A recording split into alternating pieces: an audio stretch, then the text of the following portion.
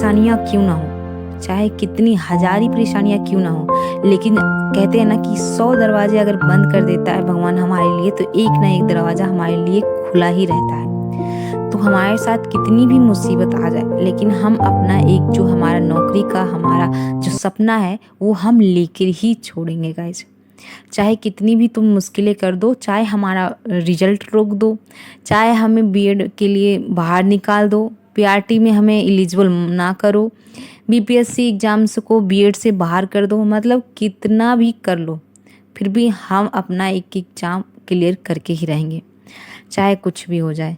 ये अपने अंदर आपको ले आना है गाइस, क्योंकि अब मेरा तो मतलब ऐसा लग रहा है ना कि टीचिंग एग्ज़ाम से मेरा तो अब भरोसा ही उठ गया है। पहले देखिए शुरुआत में केवीएस का रिजल्ट अब नहीं आया, फिर उसके बाद बीएड बीटीसी का मामला आया, ठीक है। उसके बाद मतलब पीआरटी से निकाल दिया गया बीएड वालों को, जो मतलब उनकी उम्मीद थी, उनकी उम्मीदों पे पानी फेर दिया गया, ठीक है। फिर 1.5 लाख की वैकेंसी निकालते हैं बीपीएससी वाले, फिर उन्हें भर्ती करवाते हैं, स्टूडेंट्स को तैयारी करवाते हैं उसके बाद उनका समय बर्बाद करने के बाद किसी तरह मेहनत करके कहते हैं कि बिहार पहुंच जाओ। बिहार पहुंचने के बाद फिर हमें पता चलता है कि हम उसके लिए एलिजिबल ही नहीं हैं। तो इस तरह से हमें हमारे साथ राजनीति चली जा रही है। अब हम देखते हैं क्या होता है गाइज, क्योंकि अब देखिए थोड़ा उनके लिए बीपीएससी के लिए थोड़ा हुआ है बैठक वगैरह, तो देखते हैं क्या होता है आगे।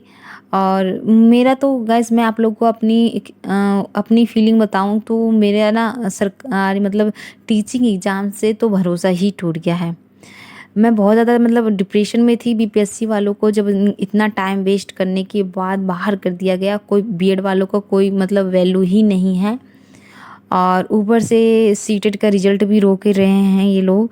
अब देखते हैं क्या होता है, मतलब मैं क्या ही कहूँ। ये जब से बीपीएससी वाला न्यूज़ आया ना कि उनको बीएड से फिर बाहर निकाल दिया गया, मतलब हमें पता ही था, लेकिन एक पता होता है ना, एक फिर जो पूरा सबूत के साथ जो पेश कर किया जाता है ना, वो चीज़ अलग होता है, और एक जो शक होता है वो चीज़ अलग होता है। तो शक में तो हम जी रहे होते हैं, लेकिन जब पूरा हमारे पास हकीकत सामने आ जाता है ना, तो हमारे पैरों तले से ज़मीन खिसक जाता है। तो वो वाला हाल हमारे साथ हुआ कल। तो इस वजह से ना गाइज मैं बहुत ज़्यादा डिप्रेशन में हो गई थी, और मैंने कल कोई वीडियो शूट नहीं की। मतलब मैंने शूट कर ली थी, जो आप ये जो वीडियो देख रहे हो मैंने कल ही शूट करी थी, ठीक है। और उसके बाद फिर मैंने डाली नहीं, क्योंकि मेरा ना दिमाग ख़राब हो गया। मेरा को सोचने का मतलब कुछ बोलने के लिए आप लोगों से था ही नहीं, इस वजह से मैंने वीडियो मतलब शूट करके अपलोड नहीं किया। तो गाइस ये सब जो हो रहा है हमारे साथ, तो मतलब अब क्या कह सकते हैं कि टीचिंग एग्ज़ाम से तो भरोसा उठ गया है ना। अब क्या करें, अब यही कर सकते हैं कि एसएससी वगैरह की तैयारी कर सकते हैं, जिसके लिए हमने कभी सोचा नहीं था।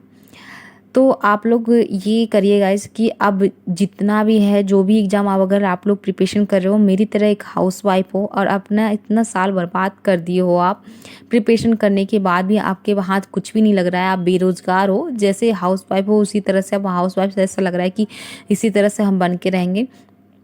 तो ये सब छोड़ दीजिए। अपना आपको ये करना है कि आपको अपना हर सब्जेक्ट स्ट्रॉन्ग करना है। जितना भी जैसे होता है, देखिए सेम टू सेम ही सब्जेक्ट होता है, कोई अलग से सब्जेक्ट नहीं होता है। जैसे मैथ, रीजनिंग, हिंदी, इंग्लिश हो गया, ठीक है, जीएस हो गया, तो ये साइंस हो गया। तो ये जब सब्जेक्ट है ना, सब में आता है, कॉमन सब्जेक्ट होता है। बस उसका होता है कुछ हाई पूछे जाते हैं, कुछ लो पूछे जाते हैं। तो ये अपनी वैकेंसी के अनुसार होता जाता है। जैसे ग्रुप डी में कम पूछा जाता है, सीजीएल में ज़्यादा अपर लेवल पे पूछा जाता है। तो इस तरह से हाई और लो होता रहता है, लेकिन हमारा जो सब्जेक्ट है वो कॉमन होता है। तो आपको ये करना है कि आपको हर सब्जेक्ट को अपना स्ट्रॉन्ग बनाना है, और आपको ऐसा लग रहा है कि जो मेरा सब्जेक्ट स्ट्रॉन्ग है उसको मतलब जब वैकेंसी आएगी जब भी आप उसको टच करना, उसके अदर मतलब टच मत करना, और जो आपका वीकनेस पॉइंट है उसको आप स्ट्रॉन्ग कर लीजिए, ताकि और भी जो भी एग्ज़ाम आए, छोटा मोटा जो भी एग्ज़ाम आए, आप उसको फिल कर सके, उसके बाद आप एलिजिबल हो सके। क्योंकि टीचिंग एग्ज़ाम से तो मेरा सच में भरोसा उठ गया है। अब मुझे ऐसा नहीं लगता कि कुछ भी होने वाला है। अगले मंथ में 2-4 महीने में अगर दिसंबर में सीटेट भी आता है, तो सीटेट अब किसके लिए मतलब बैठेगा, जब पीआरटी से तुमने हटा ही दिया है तो अब किसके लिए बैठेगा, मतलब अब वही होगा ना, टीजीटी पीजीटी के लिए तैयारी करेंगे। जब हम टीजीटी पीजीटी इतना हाई के लिए तैयारी कर सकते हैं तो हम एसएससी के लिए क्यों नहीं तैयारी कर सकते हैं? जब हम इतना मेहनत करने के लिए टीजीटी पीजीटी के लिए तैयार हैं तो हम एसएससी के लिए भी तो तैयार हो सकते हैं। तो आपको इतना ये करना है कि आपको अपना मतलब सब्जेक्ट स्ट्रॉन्ग बनाइए, जो भी आपका मैथ साइंस जो भी है अच्छे से स्ट्रॉन्ग बनाइए, ताकि आप हर सब्जेक्ट में अच्छे से मार्क्स गेन कर पाओ और कोई भी जो एग्ज़ाम हो क्वालिफाई कर पाओ। क्योंकि मैं हर ब्लॉग में आप लोगों को कहती हूँ कि पढ़ने की एक उम्र होती है और जब वो उम्र समाप्त हो जाती है तो पढ़ने का बिल्कुल भी नहीं मन करता है। तो ये 1 से 2 साल है, आपको इतनी मेहनत करने लेनी है, अपनी प्रिपरेशन अच्छे से कर लेनी है ताकि आप कोई प्राइवेट जॉब भी कर सको। जब आपका बेसिक कंप्लीट हो जाएगा, अच्छे से मजबूत हो जाएगी, पकड़ आपकी अच्छी मजबूत हो जाएगी, तो आप प्राइवेट जॉब कर भी सकते हो। और उसके बाद जब आपको वैकेंसी निकलेगी तो आप फिल कर देना, उसके बाद आपको सिर्फ और सिर्फ रिवाइज करने की ज़रूरत पड़ेगी। तो लेकिन आपको अपना बेसिक तो पहले स्ट्रॉन्ग करना पड़ेगा ना गाइस। तो यही मैं आप लोगों को कहने वाली थी इस ब्लॉग में। और अपना प्रिपरेशन अभी से स्टार्ट कर दीजिए, क्योंकि अब मतलब टाइम निकलते देर नहीं लगता है। नोटिफिकेशन आता है, 1 महीने में एग्ज़ाम हो जाता है और फिर हमारे पास समय नहीं होता है। तो समय अभी से आपको निकालना पड़ेगा, क्योंकि एक हाउस वाइफ के बाद बहुत ज़्यादा रिस्पॉन्सिबिलिटी हो जाती है। उनको सारा काम कंप्लीट करने के बाद फिर अपनी पढ़ाई स्टार्ट करनी पड़ती है रेगुलर, ठीक है। और हम हाउस वाइफ के पास इतना टाइम नहीं होता है गाइस कि हम रेगुलर मतलब 5 से 6 घंटा मतलब रोज़ निकाल सके अपने लिए टाइम, ठीक है। रोज़ तो हम बिल्कुल नहीं निकाल सकते हैं। आप अगर जितना भी हो सकता है 2-2.5 घंटा जितना भी टाइम निकलता है आप उतना करिए, पढ़िए और अपना एग्ज़ाम, अपना जो भी आपका लक्ष्य है वो अच्छे से अपना क्लियर कीजिए। क्योंकि गैस अब ये जो उम्र निकल जाएगी उसके बाद आपको खुद ही सोचने के लिए समय नहीं मिल पाएगा कि मैं लाइफ में जो करना चाहती थी वो अब मैंने नहीं किया। वो पछतावा आपको नहीं करना है बाद में, ठीक है।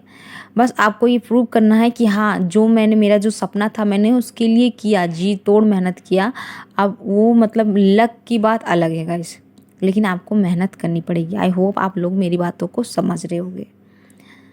तो अपना मतलब प्रिपरेशन में लग जाइए। और सीटेट का रिजल्ट अभी देखिए कुछ मतलब सप्ते में निकलने वाला है। सितंबर के फर्स्ट वीक में हो सकता है कि निकल जाएगा। तो आप अपना, अगर आपका सीटेट का एग्ज़ाम अच्छे से नहीं किया है तो नेक्स्ट एग्ज़ाम की प्रिपरेशन करने में लग जाइए। मतलब आप सीटेट की अच्छे से प्रिपरेशन कीजिए। अगर आप कोई भी सब्जेक्ट की जैसे मैथ साइंस कुछ भी की तैयारी कर रहे हो तो आपका सीटेट आराम से क्लियर हो सकता है। मैंने आपको पिछले ब्लॉग में ये सब चीज़ें बताया था। ओके, तो अपना अगर आपका सीटेट, तो फ्रेंड्स मैं यहाँ पे आप लोगों को ये बता दूँ कि अब से मेरी रेगुलर वीडियो आएगी और मेरे जो रेगुलर ब्लॉग होते हैं मैं वही अपलोड किया करूँगी। अब मैं आप लोगों को जो सीटेट से रिलेटेड जो भी टिप्स वगैरह ट्रिक था मैंने वो आप लोगों को बता दिया है, ठीक है। अगर आप लोगों की ज़्यादा कमेंट आएगी कि मैम मुझे ये पूछना है, ये बताना है, तो मैं उस पर वीडियो बना सकती हूँ।